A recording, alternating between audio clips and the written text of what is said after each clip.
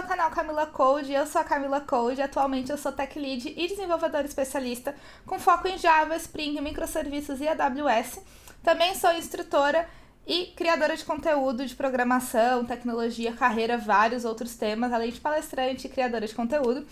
E nesse vídeo eu vou contar pra vocês um conteúdo que vocês me pedem há muito tempo, que é a minha trajetória em programação, né? Não só como eu comecei em programação, mas toda a minha jornada em programação. Então, desde quando eu tive meu primeiro contato com código ali, lá em 2013, já tô há 10 anos com contato ali em programação, 10 anos programando. E até meu momento atual de carreira, né? Onde eu já produzo conteúdo, já sou instrutora, já sou líder técnica e desenvolvedora especialista, então eu vou passar por todos os episódios ali da minha carreira, né, falando um pouquinho de cada um deles, o que eu aprendi, algumas dicas para quem tá nesse nível também. Então vai ser um vídeo extenso, mas é um vídeo que eu espero que possa te inspirar e te motivar a começar uma carreira na tecnologia e também a começar a criar conteúdo, que eu vou falar um pouquinho de como essa minha relação com criação de conteúdo e comunidades, né. Então esse vídeo aqui é para te inspirar e para te motivar a construir a carreira em tecnologia, e no final vai ter uma dica muito importante para você que quer começar ou quer evoluir uma carreira em tecnologia. Então fica até o final do vídeo que vai ter uma dica incrível para vocês. Então, começando do começo, quando eu estava no 9º ano, 8ª série, em 2012, eu comecei um curso de informática que ofereceram uma bolsa ali para alguns alunos da minha sala, da escola no caso, né? Eu sempre estudei em escola pública, tá? E aí eu pagava acho que R$50 por mês na época. E aí eu comecei o curso que ensinava sobre pacote Office, sobre automação de escritório, administração, contabilidade. Então lá com 15 anos, tava aprendendo já sobre contabilidade, livro razão, tudo mais, essas coisas. E aí, como eu me destaquei bastante no curso, né, me fizeram um convite para eu me tornar por um tempo monitora ou professora auxiliar da turma infantil, em troca de fazer o curso de profissional web ou webmaster. E aí, nesse curso, foi onde eu tive meu primeiro contato com HTML, com CSS. E eu ouvia um pouquinho ali sobre JavaScript, comecei a pesquisar, assim, bem basicão mesmo, como é que fazia caixinha de alerta, essas coisas. E aí, foi o meu primeiro contato com código. Eu fiquei apaixonada por esse negócio de escrever código e as coisas aparecerem na tela.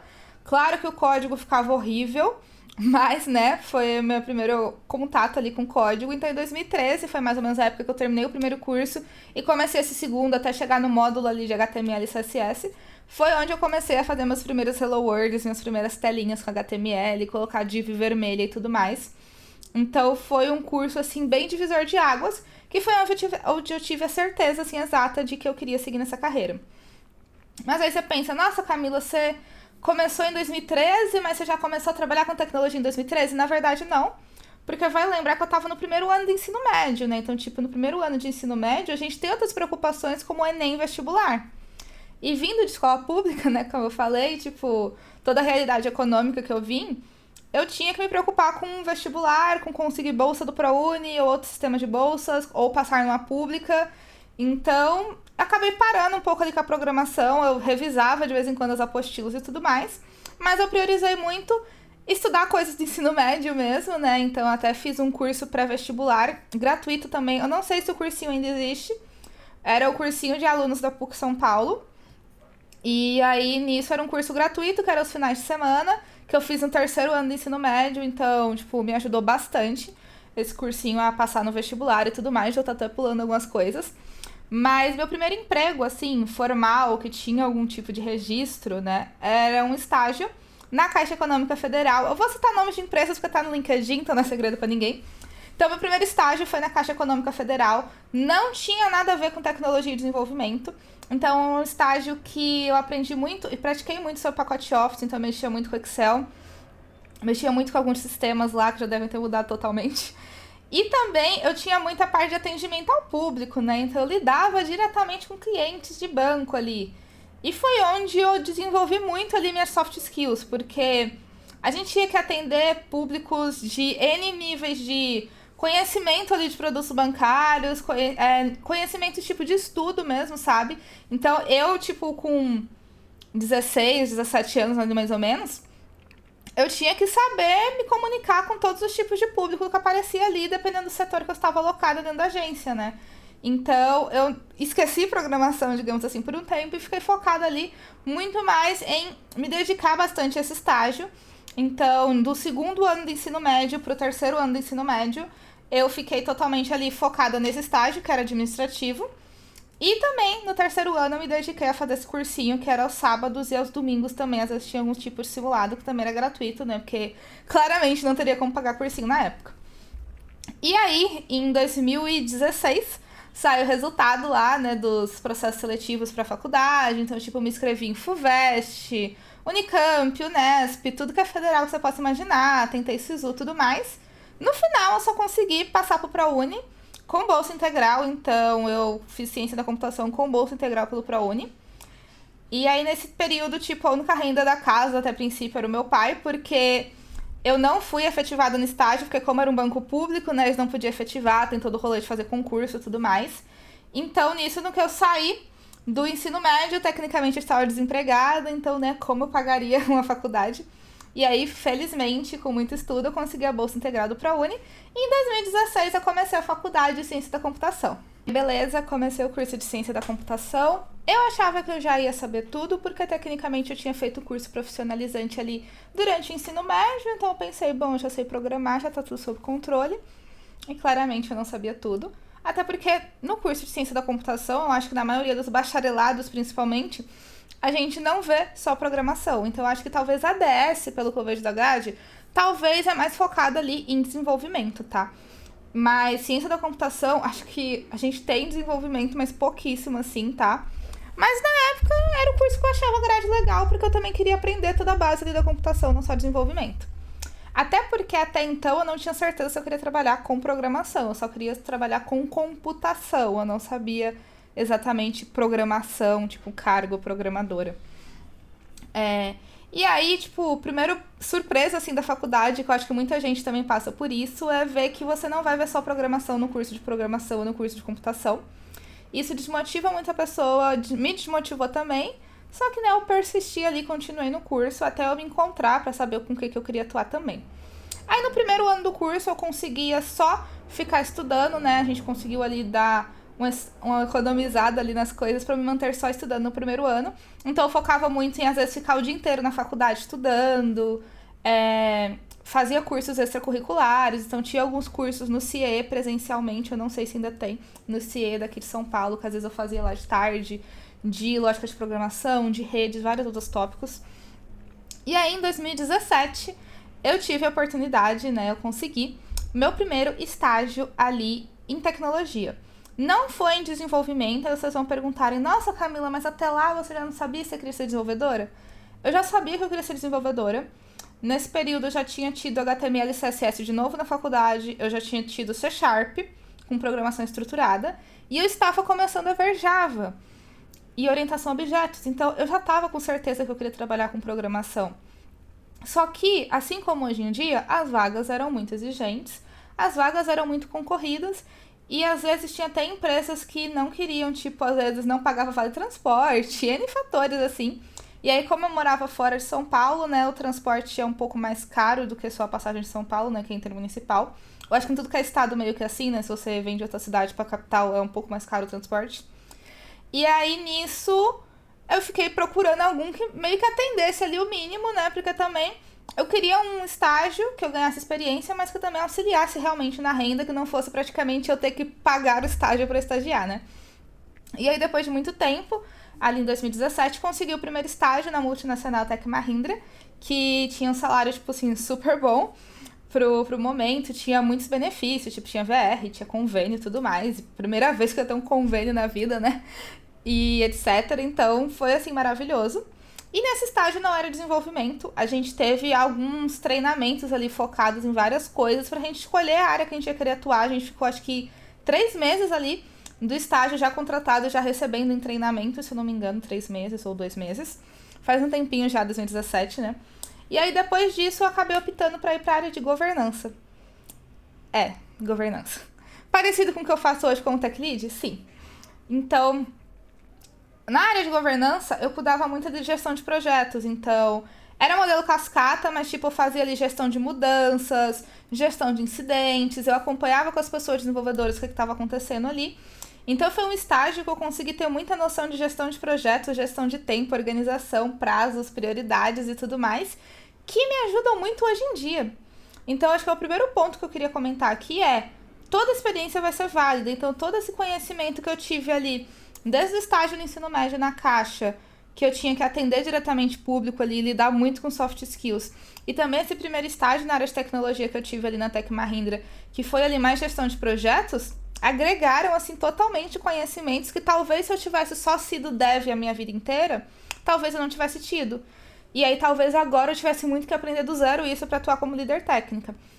Então, o primeiro ponto que eu quero destacar é que toda e qualquer experiência é totalmente válida. Você tem que saber absorver exatamente o que você quer dessa experiência. Então, nessa época eu aprendi sobre PMO, sobre PMI, sobre gestão de projetos, sobre ITIL, sobre COBIT, sobre Scrum. Já comecei a ver um pouquinho ali, apesar de trabalhar com cascata e tudo mais.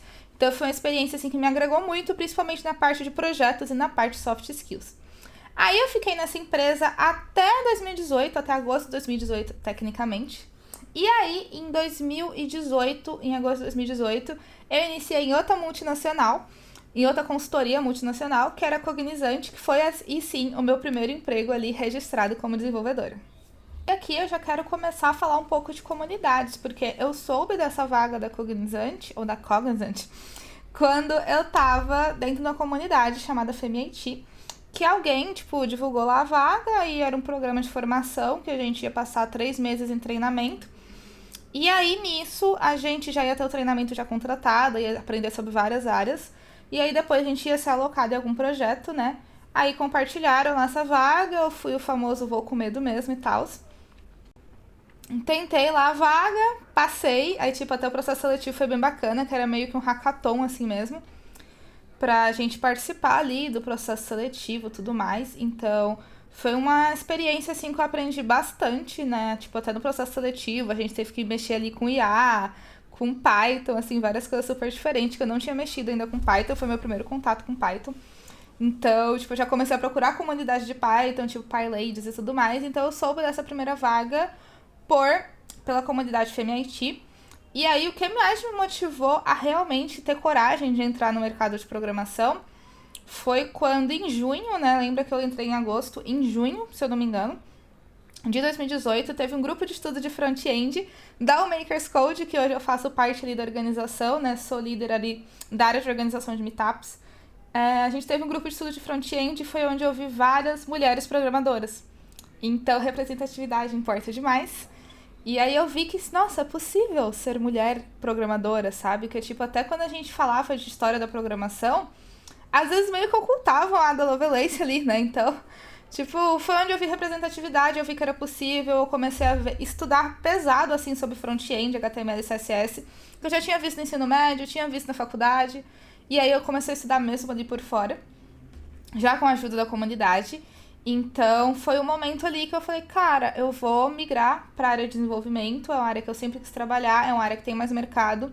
Os salários eram um pouco melhores, assim, do que a área de projetos, principalmente para estágio em projetos, assim, não tinha tanto.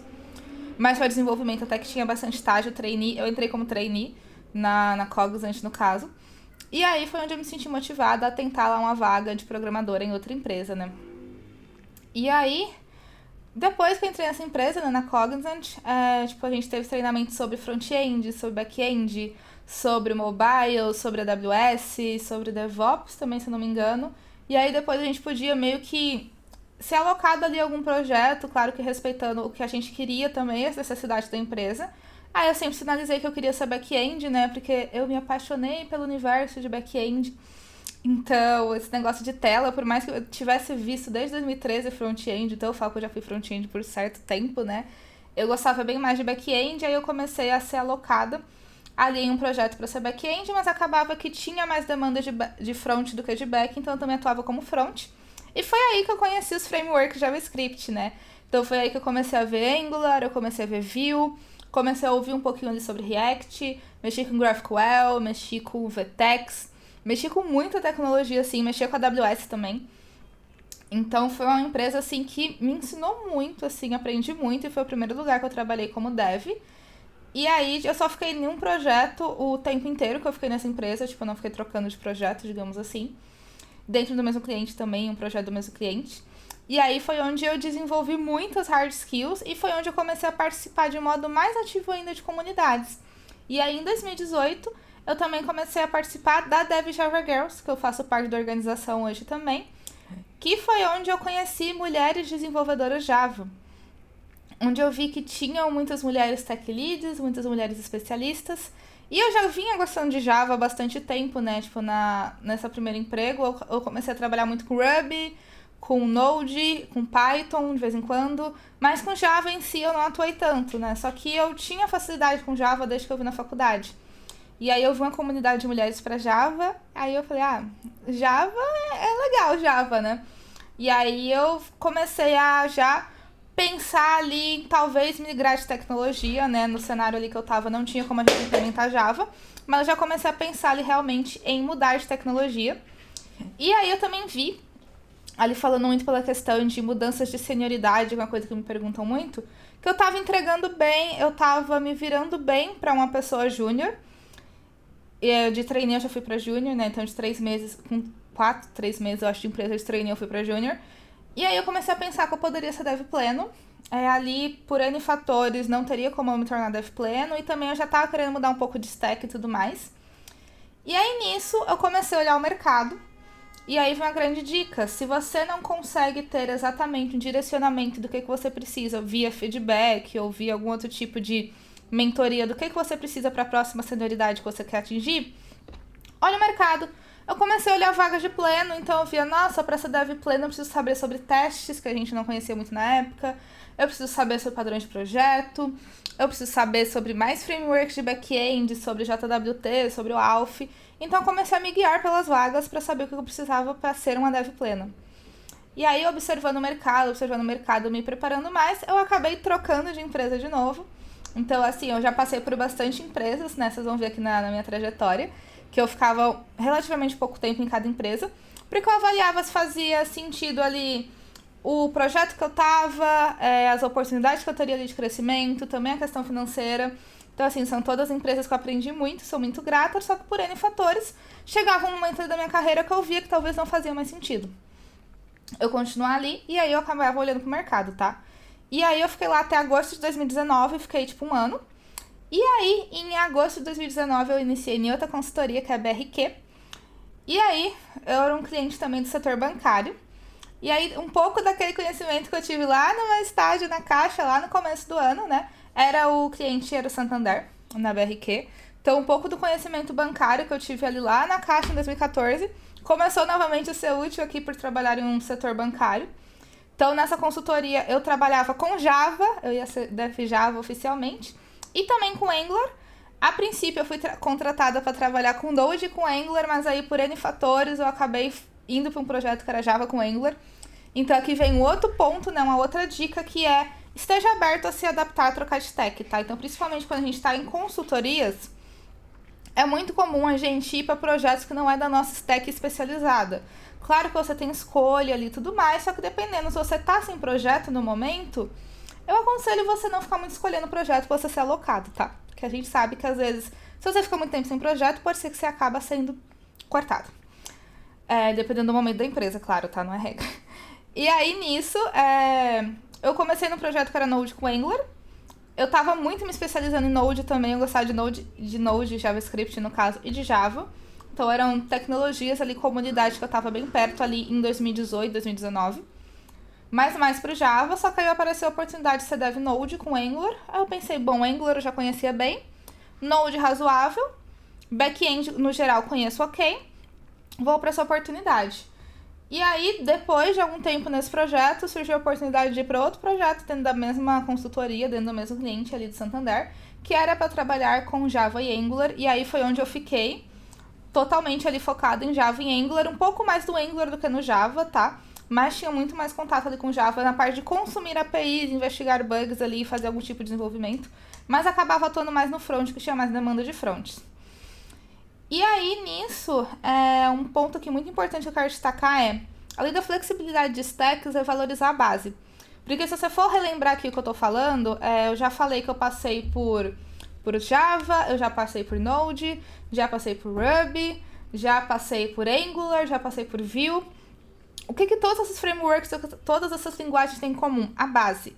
Então, é paradigma orientado a objetos, é saber como é que funciona a API REST, é saber como é que funciona criar uma API REST ou consumir uma API REST, é saber como é que funciona um teste de unidade, é saber utilizar um Postman, é saber utilizar o que é uma boa prática de desenvolvimento. Então, a base ela é muito importante porque ela facilita a nossa adaptabilidade para a gente transitar entre linguagens, tá? Então, ponto muito importante, valorize a base, beleza? E aí, nessa consultoria que eu tava, foi onde eu tive muito mais contato de questão de APIs, front-end, questões de segurança, então também evolui muito tecnicamente. Mas, em fevereiro de 2020, por N fatores, novamente, que eu falei que eu sempre avalio, tipo, o meu momento de carreira, o que eu tô buscando, a oportunidade da empresa, a questão financeira, eu acabei optando por trocar de empresa de novo. E aí, em fevereiro de 2020, eu comecei na AME Digital, que foi a empresa que eu mais fiquei tempo de carreira até agora, que eu fiquei de fevereiro de 2020 até maio de 2022, então eu fiquei mais de 2 anos. E aí na AME, eu também ainda era dev pleno, então dessa vez eu não tive troca de senioridade. Vai lembrar que todas as vezes que eu troquei de empresa, eu trocava de senioridade, tá? Então eu, tipo, de estagiária, eu troquei pra outra empresa, eu fui pra trainee, aí dessa mesma empresa eu fui de trainee pra júnior, depois eu saí de uma empresa de júnior, eu fui pra outra como pleno. Dessa vez eu me mantive como pleno, porque eu vi que era uma oportunidade de crescimento ali muito grande e que os requisitos ali de pleno deles também eram ok com o requisito de pleno que eu tinha na época, então não foi um caso que eu vi que, eu tô entregando mais que a minha senioridade pedia, então eu estava longe de ser uma dev senior ainda, mas realmente eu queria ter a oportunidade de testar outro cenário ali, outro tipo de produto e tudo mais. E aí eu entrei na AME, que foi oficialmente para trabalhar focado em Java, então foi realmente onde eu iniciei, após todo esse tempo de trocar linguagem, trocar stack, framework e tudo mais, iniciar minha especialização em Java. Então, apesar de eu trabalhar com programação, né, estudar programação desde 2013, eu tô totalmente focada, tipo, só trabalho com Java desde fevereiro de 2020, tá bom? E aí, foi onde eu tive muito mais contato com a arquitetura de microserviços, porque nas anteriores era, mas não era, era mais ou menos, digamos assim. E aí foi onde eu comecei a ter contato muito mais com a AWS, com Terraform, com microserviços, com o Spring Web Flux. Então, quem me acompanha há mais tempo, lembra de uma época que eu só falava de Spring Web Flux, programação reativa com Java e Spring, que foi nessa empresa que realmente eu comecei a me aprofundar em Spring Web Flux. E aí, nessa empresa, né, foi onde eu tive muito mais contato com boas práticas de desenvolvimento, foi onde eu consegui aprender mais sobre qualidade de código, segurança, escalabilidade, desempenho, estabilidade. Então, tudo isso de microserviços que hoje eu ensino pra vocês, eu aprendi muito na época da AME, tá? Porque era um ambiente bem mais diferente. Então, tipo, era um app de pagamento com muitas requisições por segundo, cenário de Black Friday. Então, tipo, era um cenário bem diferente, né? Então, foi onde eu comecei realmente a parar de ver tantos projetos que eram grandes, né, claro, tipo, tinha um grande volume de requisições, mas nada comparado a uma Black Friday. Então, nessa empresa eu passei por 2 Black Fridays, né, e aí nisso foi onde realmente eu comecei a entender mais sobre não é só escrever o código, tipo, o meu sistema vai aguentar, tipo, sei lá, 1000 requisições por minuto, tipo isso, nesse nível. Então, uma dica também pra vocês é, se tiverem a oportunidade, procurem empresas que vão ter desafios em questão de requisições para vocês. Então, por exemplo, e-commerce, apps de pagamento, talvez serviços de streaming. Realmente coisas que você vai ser desafiado ali a lidar com grande volume de informações ou coisas com atualização constante, sabe?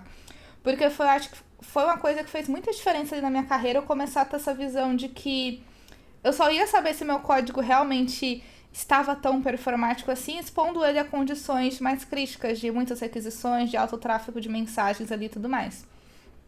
Então, foi onde eu comecei a me aprofundar mais em questões de arquitetura também. Então, já veio mais uma dica, eu falei que ia ter várias dicas, né? Quando a gente tá de pleno para sênior, uma grande coisa que vai fazer diferença para você é você saber um pouco sobre arquitetura. Então, já começar a pensar em desenho de arquitetura, em quando você usa um SQL ou NoSQL, em, por exemplo, eu vou usar AWS, outra cloud, se você tiver essa flexibilidade, claro, de trocar de cloud dentro da sua empresa. Eu vou usar programação reativa ou Spring MVC normal. Eu vou fazer uma Lambda, né, que é meio que um script básico, digamos assim, na AWS, para fazer alguma coisa, né, que é disparado por algum trigger. Eu vou usar uma lambda em Java, uma lambda em Node. Raramente uma lambda em Java vai fazer sentido, é melhor fazer em Python ou em JavaScript.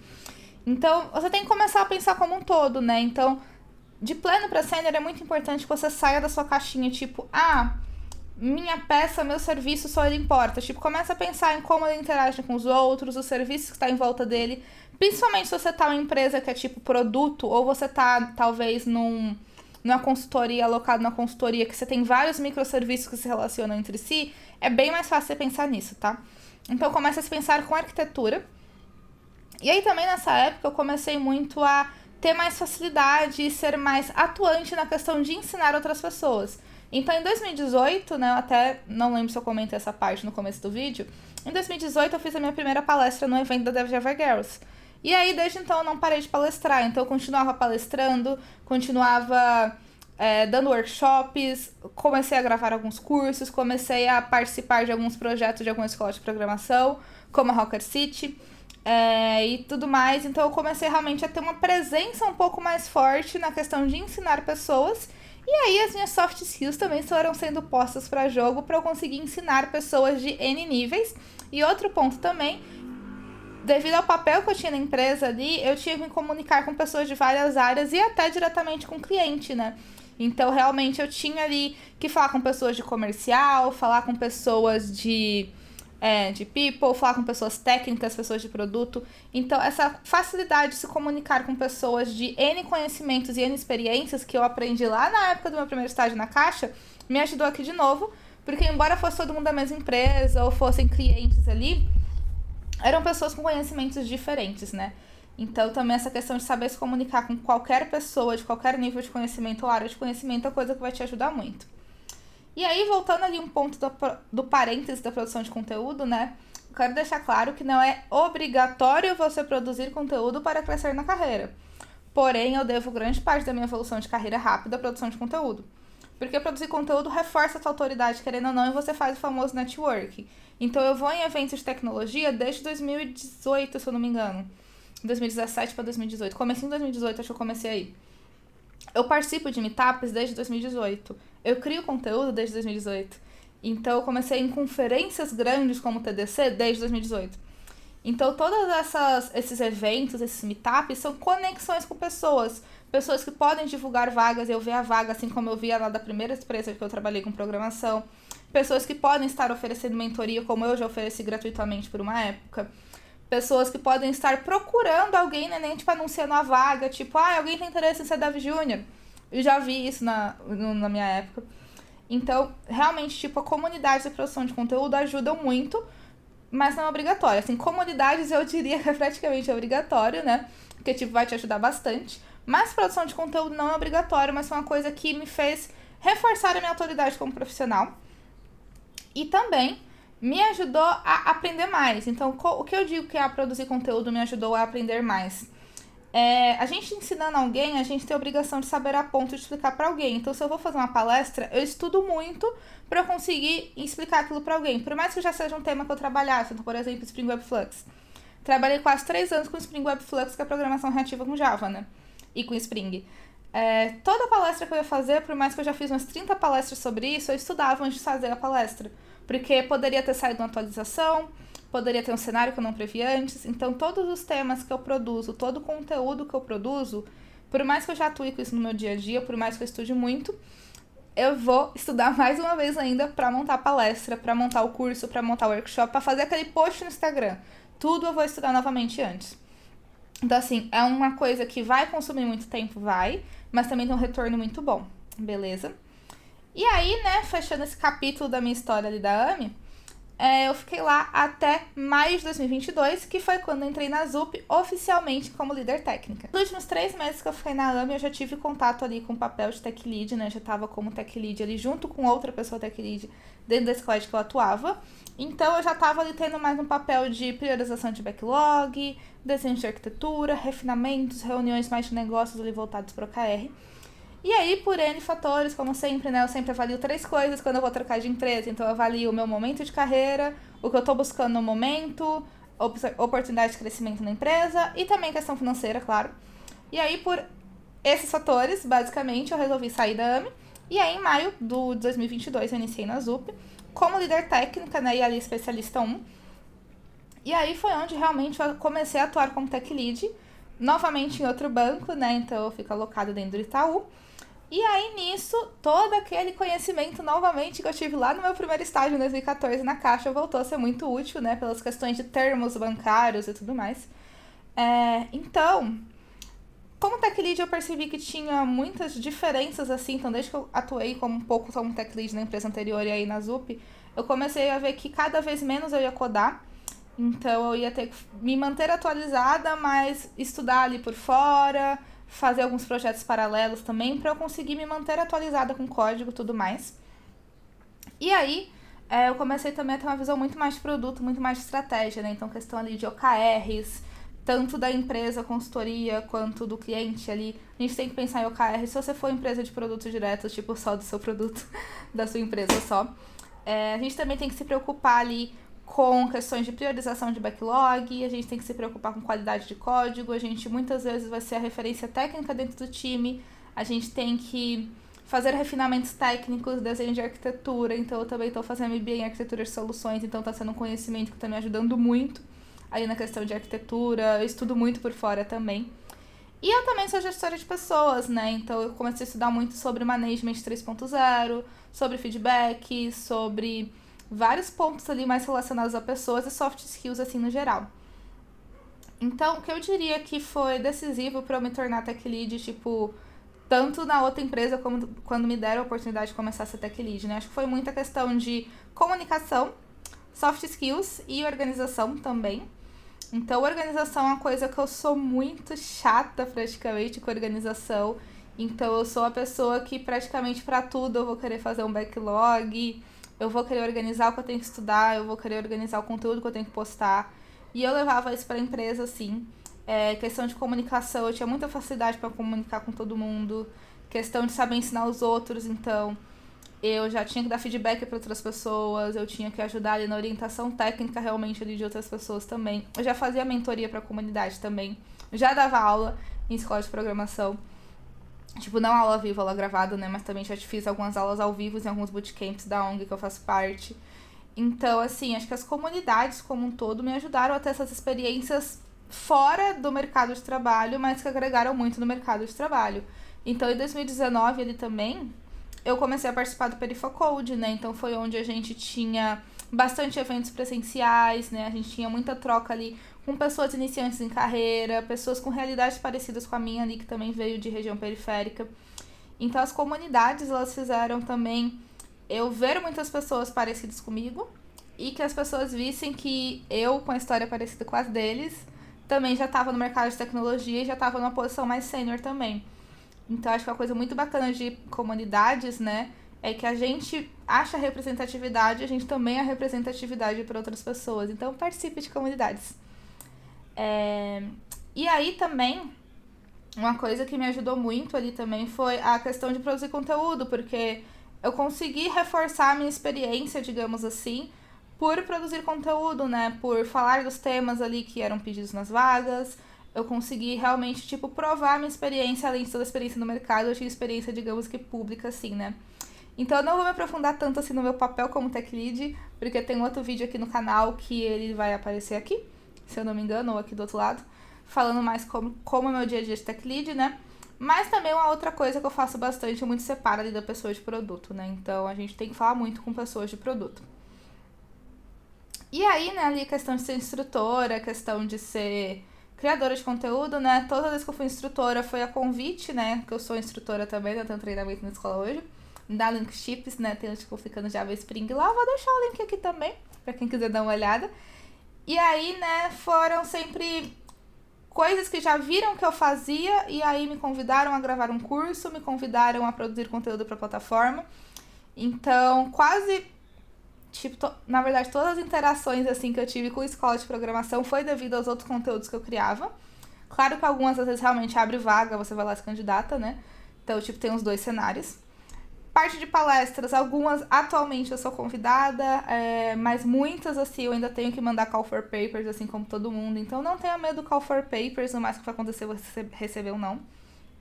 E aí, falando em receber um não, quero fazer um parênteses aqui sobre a questão de processos seletivos, né? Porque a gente fica muito naquilo de, eu não tenho todos os requisitos, eu não vou ser aprovada, mas o não você já tem, então tente mesmo assim, tá? Então, se baseie nas vagas. Então, eu lembro que eu falei ali quando eu fui de júnior para pleno, que eu me baseava nas vagas para saber o que eu ia estudar. Então, eu fazia isso para todos os níveis de carreira. Então, quando eu saí, tipo, da AME pra ZUP, eu comecei a estudar o que uma desenvolvedora especialista tem que saber, o que uma tech lead tem que saber. Pra eu saber o que eu já tinha, o que eu não tinha, pra ter esse direcionamento maior, né? Então, não tenha medo do não, tente mesmo assim. E tente estudar sobre como é o processo seletivo da empresa, sobre qual que é a reputação da empresa também. Então, o Glassdoor tá aí pra isso, né? Pra gente pesquisar sobre as empresas, sobre a reputação, processo seletivo, salário, benefícios, ambiente e tudo mais. Se possível, converse com pessoas da empresa. Então, nas comunidades que eu faço parte hoje em dia eu tô na organização de 3, né, da Makers Code, que é uma ONG, da Java Girls e da Perifa Code, mas eu já ajudei em outras ali nesse meio tempo. E aí, nisso, tipo, sempre vem alguém perguntando, alguém aqui trabalha em tal lugar, eu queria saber como é o ambiente lá. E é uma coisa normal, tipo, o máximo que pode acontecer é alguém não querer falar, ou ninguém dali fazer parte dessa empresa, e tá tudo bem, tá?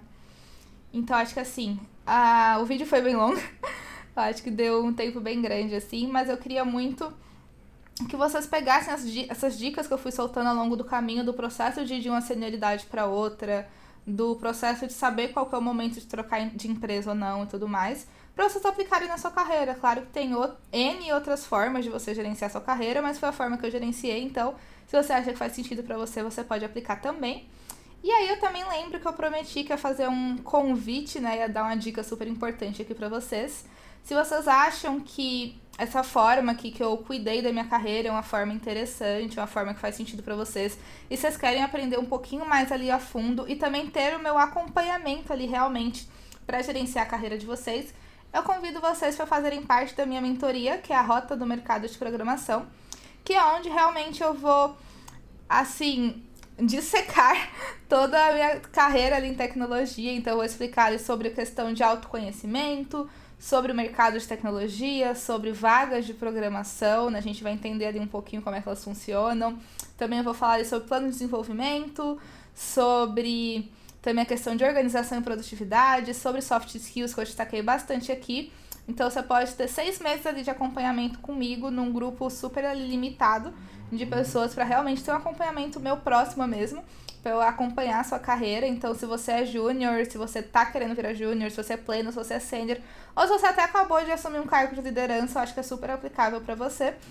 Eu tô com a lista de espera dela aberta, então eu vou deixar a lista aqui na descrição também, junto com minhas outras redes sociais e também o treinamento que eu mencionei que eu tenho hoje também, para vocês saberem um pouquinho mais, para vocês verem se faz sentido realmente para a carreira de vocês. Eu acho que é um conhecimento assim bem bacana. Eu tô preparando um material bem completo assim para vocês. Eu espero que vai ajudar muito na carreira de vocês.